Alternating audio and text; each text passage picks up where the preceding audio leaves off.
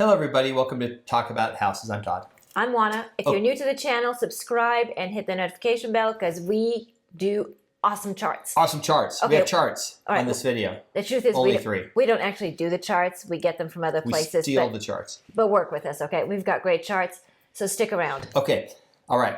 So there's traditionally what's known as two types of markets. There's buyer's market and a seller's market, generally. Right? Generally. Okay. But I propose coining a new phrase to describe this market. It's nobody's market. It's nobody's market. Okay. It's nobody's market.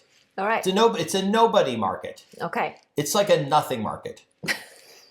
It's like a nothing burger, but it's a nothing market. Okay. Okay. So what we're going to do is we're going to have a conversation. Juana and I are going to have a conversation. That means we're going to talk to each other. And talk to you. And talk to you too, a little bit. And we're going to go through some charts here and talk about what's going on in real estate across the country. Now, so what we'll do is we'll start with the first chart. This first chart is housing inventory. And this is a FRED chart. FRED is the Federal Reserve. They grab a bunch of data from a bunch of different sources, but they track everything because they use all this data to make decisions about the economy.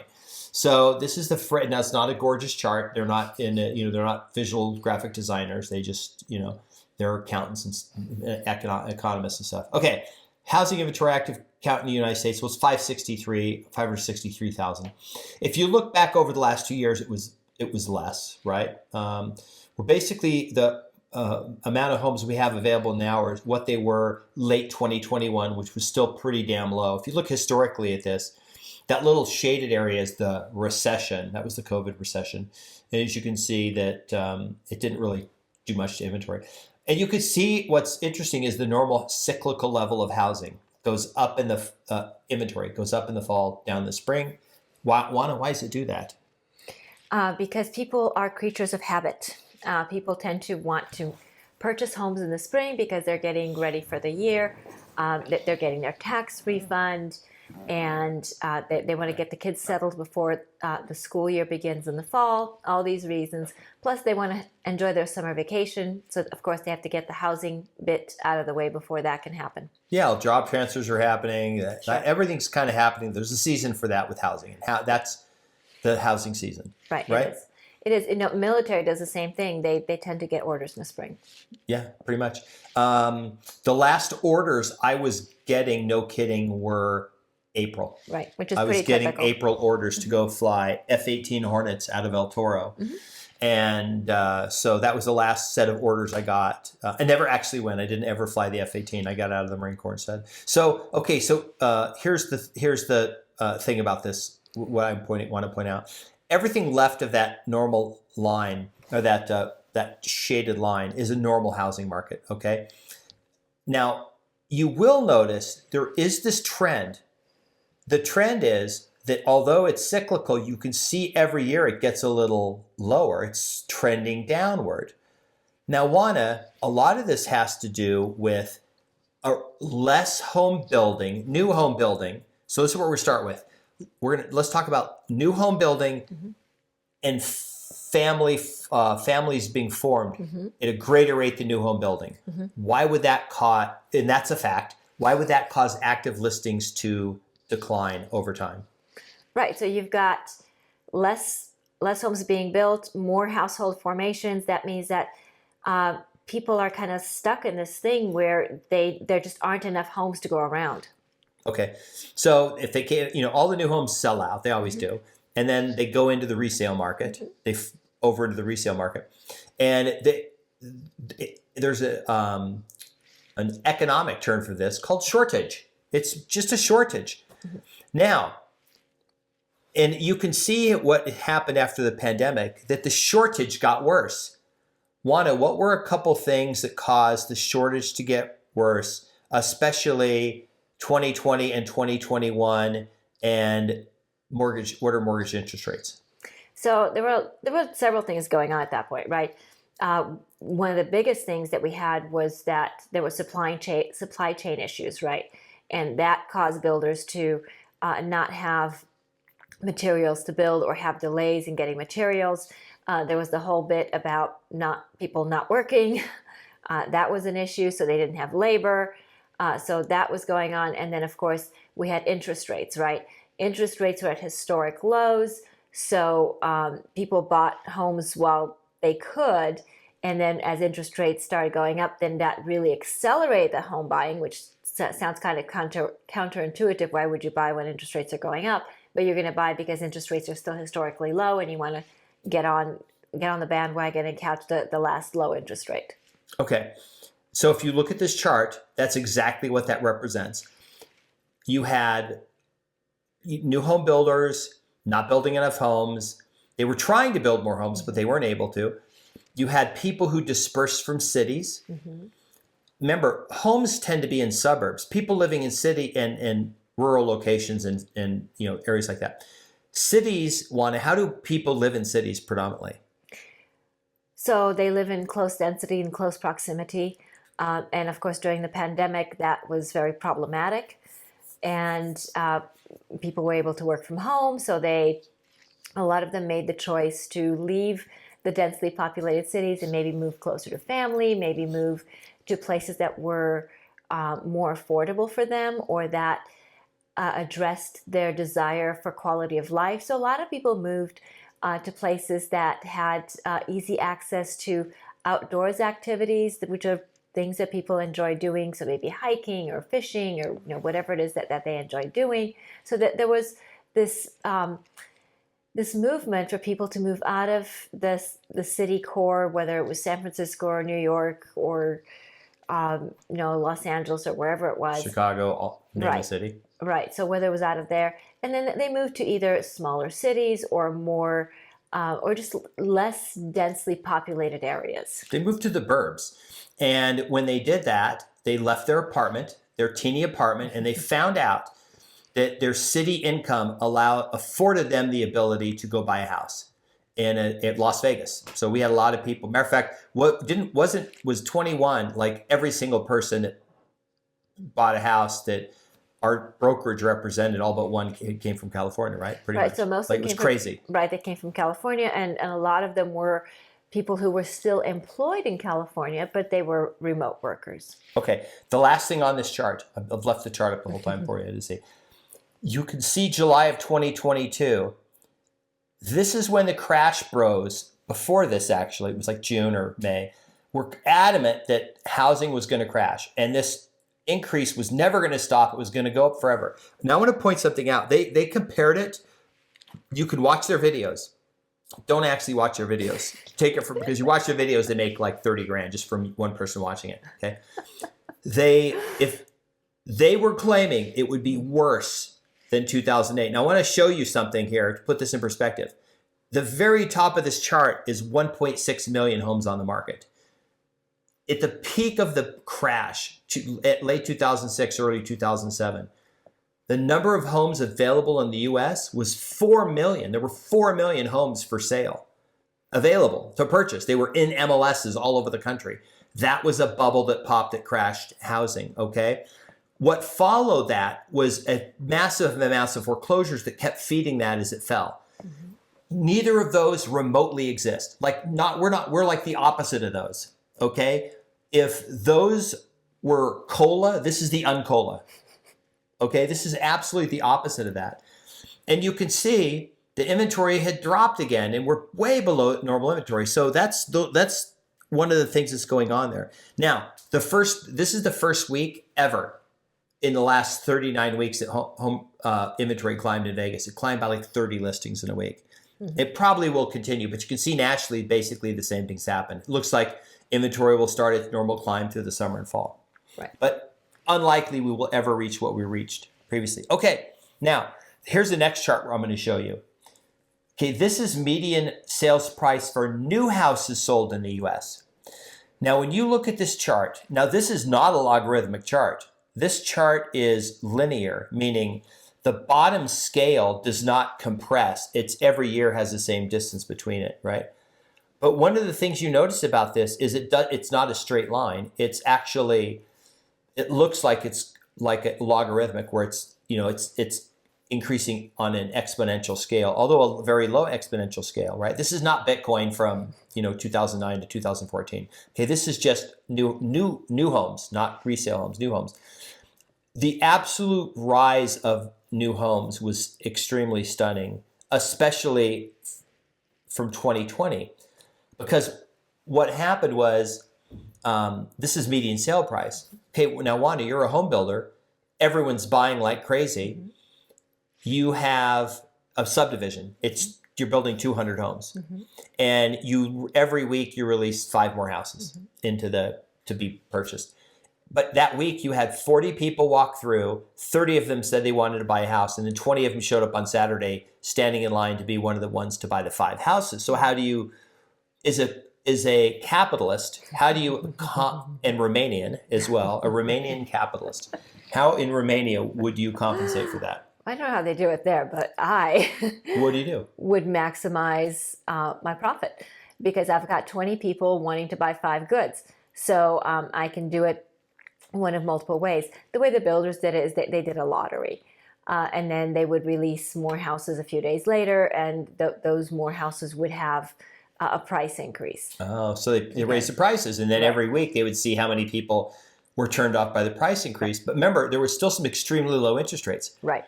So these people were highly insensitive to home prices, weren't they? With 2.75% interest rates, you're just trying to get a house. Right. So, like, for example, what happened with, can I mention a national home builder? Yeah, mention them. Okay. So what happened with KB Homes? You just don't mention KB Homes. Anybody but them. God, they'll come after us if you mention it. Okay.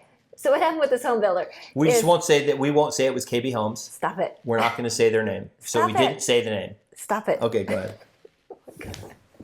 Anyway, what happened with them is they would have a list price on a new home, right? So let's say that for our purpose, I like round numbers. So let's say it was 500,000, and they would have the list price of 500,000, and they would have the grand opening. And they would have, like Todd said, a whole bunch of people come through. They would have literally 100 people come through in a weekend. And maybe out of the 100 people, maybe they would have 30 people who were interested in buying homes, but they only had maybe 10 homes to sell. And so what they would do is they would ask us realtors to have our buyers make an offer on a brand new construction. You're thinking, what? Offer on brand new construction? I thought that was the price. Not so fast. What they did is, like Todd said, they went Romanian on us. They had us make offers on these houses. So you would have a list price of 500,000, and then you'd have people make offers on these houses, and the house would sell for maybe 522, maybe 510, maybe 530, whatever. And so then KB would review all the offers. So not only would they ask us to make offers, but then they would say, well, we'll get back to you in a week with the answer. So you wouldn't even know for a week if you were getting the house. So at the end of a week, they will have looked at all the houses, at all the offers. They will have looked at what type of financing and all this other good stuff. And then they would go ahead and reach back out and say, okay, yours is one of the offers that we've selected. Does your buyer still want to move forward? And then these are some of the conditions. So not only are we taking your price, but now these are some of the conditions.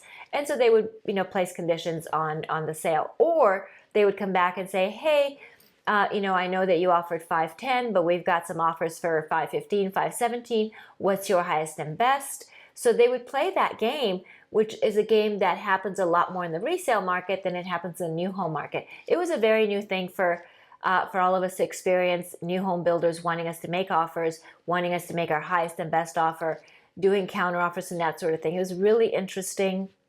It was highly unpleasant for buyers. Buyers were very turned off by this. Yeah. But we were in a market where there just wasn't any inventory, and people wanted to buy homes. People were leaving, like Todd said, more populated areas, coming to Vegas.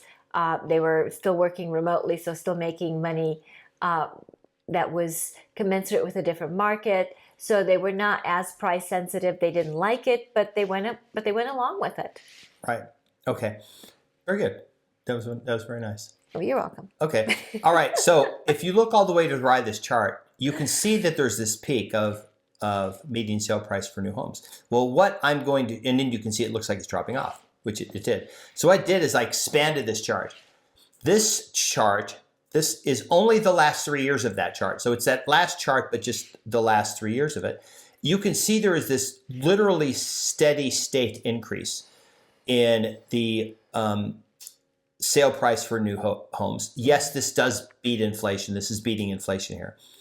But what's interesting is the highest peak of this was the peak where everyone was coming out with these ridiculous, that the home builders have all these homes that nobody wants, and they're all sitting there unbuilt, and there's like millions of homes getting ready to flood the market. We want it if you're a home builder, when you put that last like slap of paint on the thing, you should wait like 2 or 3 months before you try to sell the house, right? You shouldn't like immediately try to sell it. You should wait for like the house to settle, and right, when you cook something, you don't just eat it right out of the pot. You let it sit and kind of, like chili, right?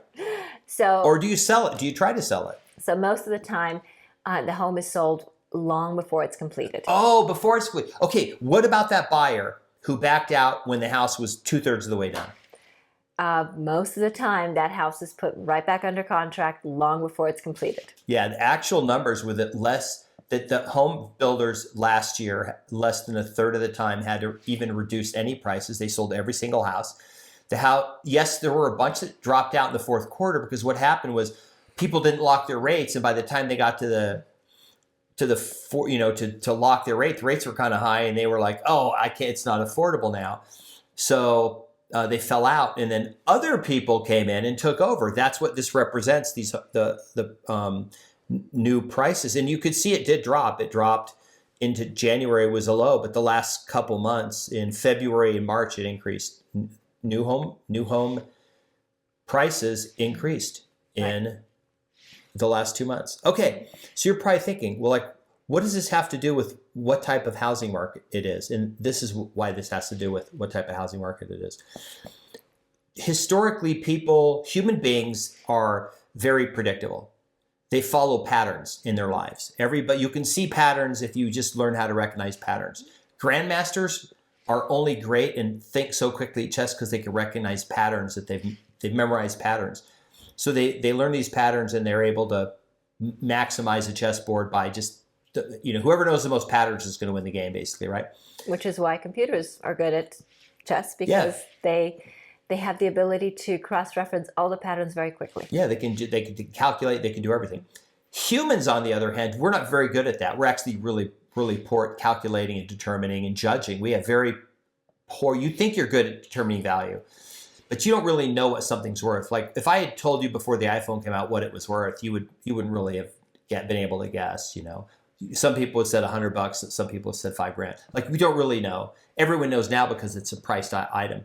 The bottom line is that people don't really understand how to measure things when things are changing out of sequence, okay? So you have weird things happening in housing because you have interest rates going up. You have supply low, which are opposite. They're not supposed to happen at the same time. We were told this interest rates going up would choke off supply, nobody would buy, and the opposite has actually happened, right? Mm-hmm. And we actually did have a recession last year. We had 2 quarters of negative growth, 0.1% negative growth, and then they just said, oh, hey, no, that wasn't really a recession. Let's not count that one, because we had tons of new jobs. And then we're supposed to be in a recession first quarter. 70-something% of economists said the first quarter would be negative growth, and it was like 2.3% growth, and the job growths were off the chart. And then we just had the April job numbers, and it was off the charts, like a ton of job growth, right? Like new jobs were great. Unemployment rate, the lowest it's literally ever been. So here's the problem. By all accounts, housing should be absolutely exploding right now. People should be flying out there, buying houses, selling houses. There should be tons of people transacting houses. People should be moving. We should have a robust, normal housing market right now, Juana. Don't you agree that based on everything we know, even with interest rates not being 3%, we should have more activity in housing? Right. We should, but we don't. And we don't because I think people, a couple of reasons. One, I think because there's so much discussion. I won't even say information. So much discussion about negative things having to do with the economy. Some well-founded, a lot not that well-founded, but there's a lot of talk about it. And so that talk is making people uncomfortable. And I think the other reason is because people know that we are on the cusp of probably lower interest rates. And they think that, well, I just have to wait it out just a little bit longer and interest rates will drop. But most of all, like I said, people are stuck in this situation where I can't sell my house because there's nothing for me to buy. So I think that's really the biggest factor with the lack of transactions is sellers who have nothing to buy. Yeah, that's why this housing market, I mean, the number of sales is down substantially. Mm-hmm. It's down substantially. Okay, the number of transactions. Let's be more. Not home prices. Right. We're talking about the number of times a house sells in a market right. is down substantially. And this is not good for, really it's not good for anybody. It's not good for buyers because now there's pent up demand. Well, buyers are limited and the demand keeps growing. So when we get to a point that the dam breaks and sellers just get off the fence and put the houses on the market, all these people that have been going through houses, going through Zillow or whatever mode that they're using to shop for houses, when something comes on the market, they're going to jump on it. And then, like I said before, when you have a house that is a nice house and it's priced well, you're going to have lots of people interested in that house because there's not a lack of people wanting to buy. There's not even a lack of people able to buy. I know affordability is an issue, but all things considered, there's not a lack of people able to buy. There's just a lack of product for people to buy. Right. And the reason why I say this whole, like it's a nobody market or a nothing market is because we really don't have clear indication that anybody really has an advantage in the market. Have we seen multiple offers in the last few months, even on multi-million-dollar houses? Yeah. Yes, absolutely. Like we've literally had like $2 million houses where it's like, we won't even be able to put it in the MLS. We're going to have offers and sell it before it's like this $2 million. Those things used to sit on the market for 6 months. Nope, we're not even going to hit the MLS. No. It's just in preview, but it's going to, we've had so many people look at it already. It's going to sell almost immediately, right? And then you have this situation where you'll have a neighborhood with 0 listings. Mm-hmm. And it doesn't really matter what you put the house on the market is everyone comes and looks at it, even though the list prices may be ridiculous. Then the other thing we have is all the professional flippers. These guys and gals, they can't stop doing what they do for a living, so they're out there finding houses. Mm-hmm. And we see this all the time. We can almost tell. We looked at a neighborhood, we're evaluating a listing that we're getting ready to put in the MLS here pretty soon. And we looked at the sales, and there was one that was really low, and I called the agent who represented the buyer. Mm-hmm. And I said, is your guy an investor? Is he flipping this? He goes, yeah, it'll come on the market in like a few weeks. So he bought it and he's like completely rehabbed it. Mm-hmm. And it makes sense now. So we have these people who haven't left the market, but they've pushed out other people out of the market. Mm-hmm. So that's why it's kind of a nothing market right now. We need more transactions. We need more, because the data right now that we're getting, whether it's year-over-year data, month-over-month data, whatever data we're getting nationally or regionally or whatever, is skewed because we have so few data points compared to what we normally have. We don't really have a fully functioning market in equilibrium. We have too much disequilibrium in too many areas of the economy, the housing market, in jobs, in CPI, in inflation, in all these things that we don't really have an accurate sense for what's really going to happen. But we do know this. There is nothing fundamentally wrong with housing. It's in a funk. We literally said a year ago today that this quote unquote housing crash would be a head fake. I actually used the word head fake. It actually has turned out to be that. We need more inventory and stuff, that not to create a bubble, but just to have more people come out and buy. Here's the good thing about it. I believe personally we're most of the way through this ridiculousness, right? Interest rates started going up about 14 or 15 months ago, right? Yeah. 15 months ago. I think it's an 18-month cycle. Right. So I think it looks bright. I think a great time to buy houses will be in the fall, but I'm retracting that because my prediction last year was October, November, December. No, October, November, December, January. Those are the 4 best months to buy a house. Right. I said that again this year, but I retracted. Okay. Okay. Even though I was right last year, the 4 best months to buy a house will be the first 4 months inventory comes back. Okay. Perfect. And it may not be those months. It may not be those months. Okay. So we want to know, did we leave the charts up long enough for you? Because we had a lot of charts and we want to make sure that the charts were up long enough for you. Did you get something out of them? Were they good charts? Did you like them? So let us know. Fred, by the way, is also our next door neighbor, but not the same Fred. No, Federal Reserve. Okay.